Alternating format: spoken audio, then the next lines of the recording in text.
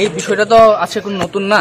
আমরা সবাই জানি যে আমরা রোমান স্ক্রিপ্টে কক্সবাজার রোমান স্ক্রিপ্টের বিষয় নিয়ে আমরা অনেক দিন ধরেই আমরা আন্দোলন করে আসছিলাম। তো গত বছরও করেছি। পরীক্ষা তো আর বেশি দিন নেই, ছাত্ররা একটা চিন্তায় বসে আছে কি স্ক্রিপ্টে কোয়েশ্চেন পেপার হবে।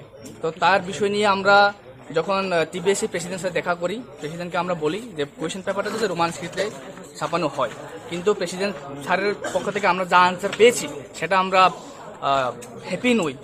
তো তার জন্য আমরা আজকে এখানে এটাই বার্তা দিতে চাই যে সরকার এই বিষয়টাকে যাতে এক ছোট্ট হিসাবে না নিয়ে একটা ছাত্রদের জন্য একটা চিন্তা ভাবনা সেটাকে যাতে দেখা দরকার।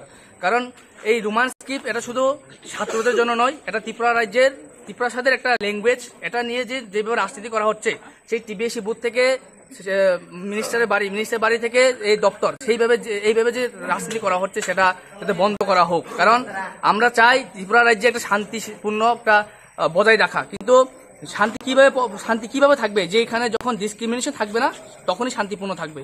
তো আমরা সরকারকে এটাই দাবি করছি যে আমাদের যে একটা দাবি question paper question paper Roman স্ক্রিপ্টে ছাপানো হোক, এবং ছাত্ররা যাতে ফ্রিডম ভাবে ওদের ইচ্ছা মতো স্ক্রিপ্ট এক্সাম বসতে পারে। এবং আমাদের যে কক্সবাজার বই সেটা রোমানে একটা কক্সবাজার বই ছাপানো দরকার, সেটা বিষয় নিয়ে আমরা আজকে এখানে আন্দোলন করছি।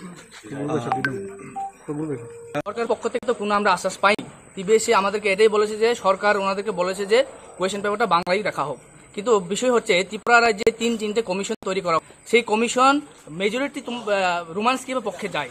তো তাতে সরকারের কি অসুবিধা যে রোমান স্ক্রিপ্টে কোয়েশ্চেন পেপারটা সেট আপ করতে এবং রোমান স্ক্রিপ্টের দাবিটাকে ওরা নিতে, ওদের কি সমস্যাটা কোথায়? সরকার এটা সামনে এসে জনগণকে ওরা বলা দরকার, সেটা আমরা এটাই মনে করি।